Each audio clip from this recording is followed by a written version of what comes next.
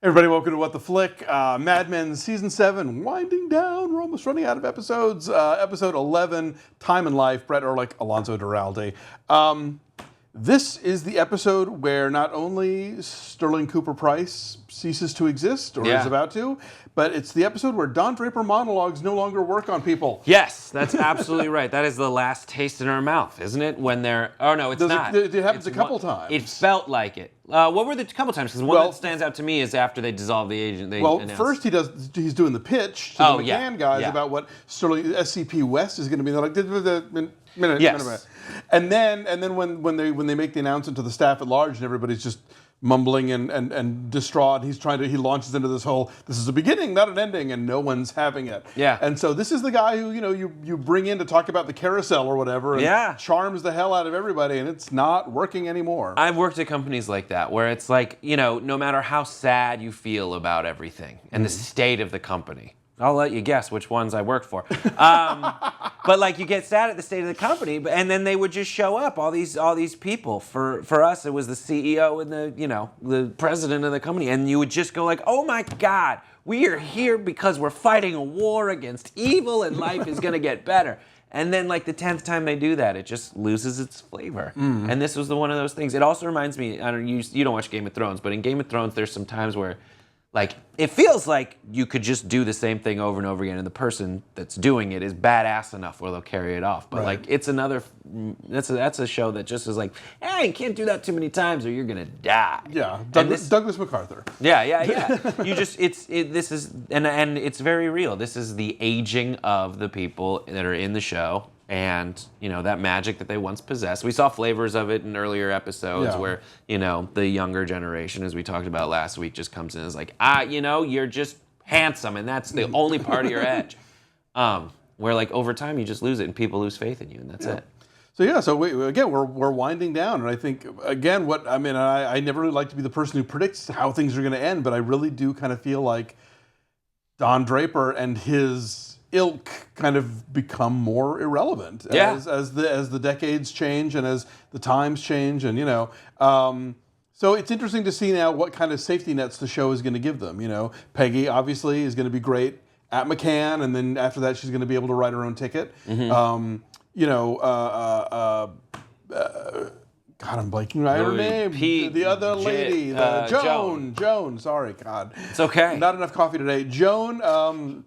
Has her investment in the firm, and Bruce Greenwood appears to be, turning out to be an all right Joe, willing to fly cross country because she's having a bad day. What a great execution! Because this was of that scene where he's just like, "I'm coming. I'll see you when I get there tonight." And then Joan says, "I didn't know you were coming," and he goes, "Get me on the red eye. You just found out." This is a team. The writing team is Aaron Levy and Matthew Weiner. So Aaron Levy, who started as kind of the Peggy on the show, was a writer's assistant for them, or for Matthew. And then now, they've won Emmys together writing episodes. Nice. Also directed by Jared Harris. I saw that. So good. So Lane. For the end of SC&P to have, C back. Yeah. That was kind of nice. P. This is P, right. I thought that this episode was really, really well executed. Pete and Trudy, we got to see them back together. Some of the things I liked the most was, you see these two old money people who don't really get along with each other. But give them a common enemy.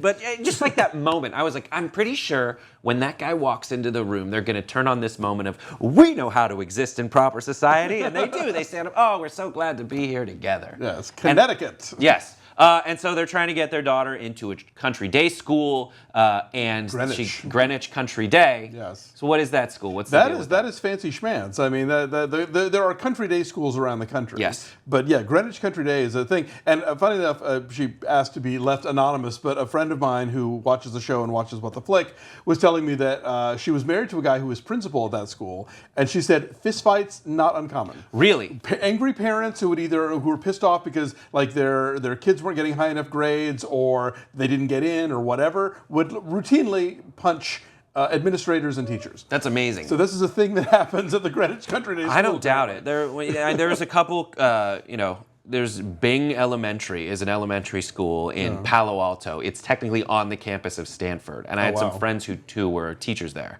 And it's one of those. As soon as you're pregnant, you put your name on the wait list. Oh wow! And it's that kind of dynamic that's just amazing to watch. When, and I believe it now. I wonder if Greenwich had any fistfights due to any hundreds of year old family feuds. Yeah, that was kind of a random. I loved that. No, it was just a funny sort of weird non sequitur. It reminded me of like in How to Succeed in Business Without Really Trying, where they find out that the one guy went to the other school with the chipmunks, and that's why he gets fired. You know? But I love it. I love that those tastes of like what's still lurking in society at large, and the fact that there are families old enough, even I guess this is 1970, but.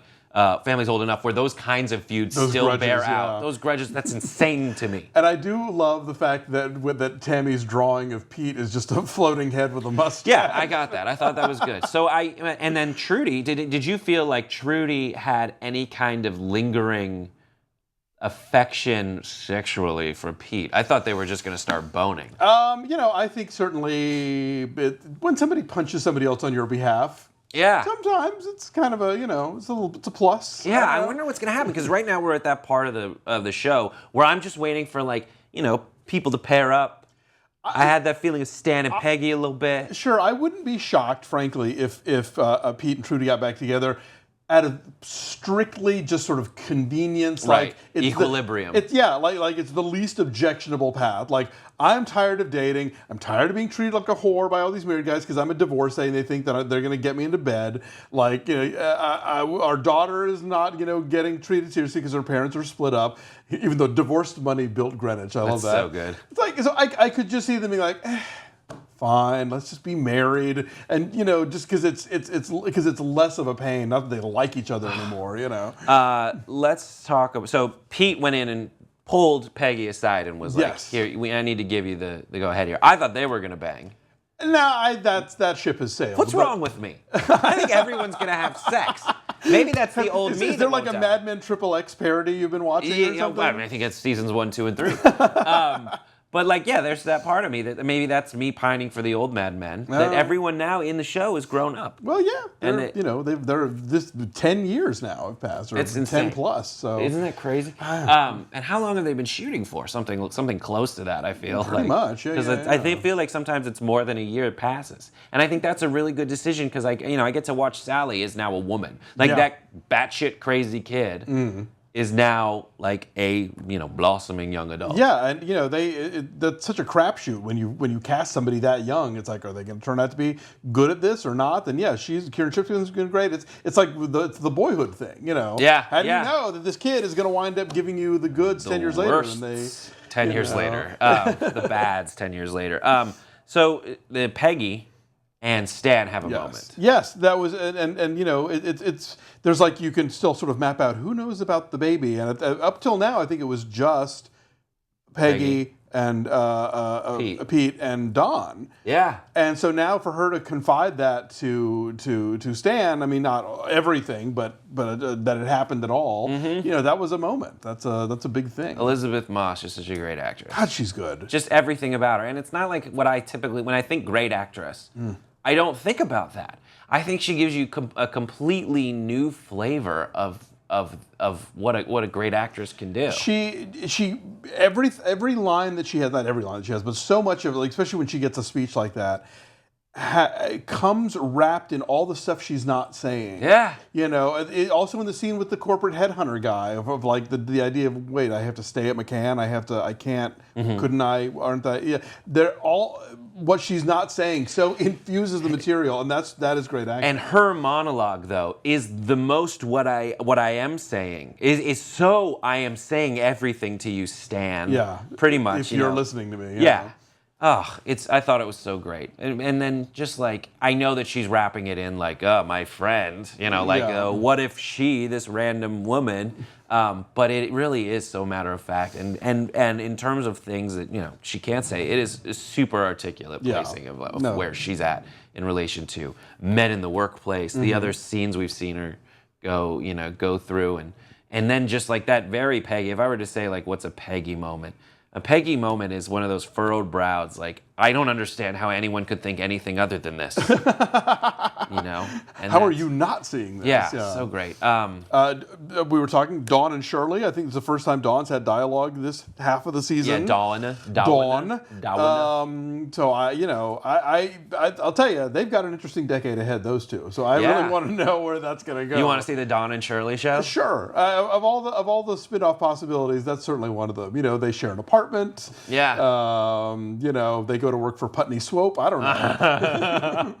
And then the big main development that we see this episode. Yes. That SC&P is being dissolved / absorbed, whatever you want to call it. Yeah. And the McCann guy tries to put such a happy spin on it, and they're all just like.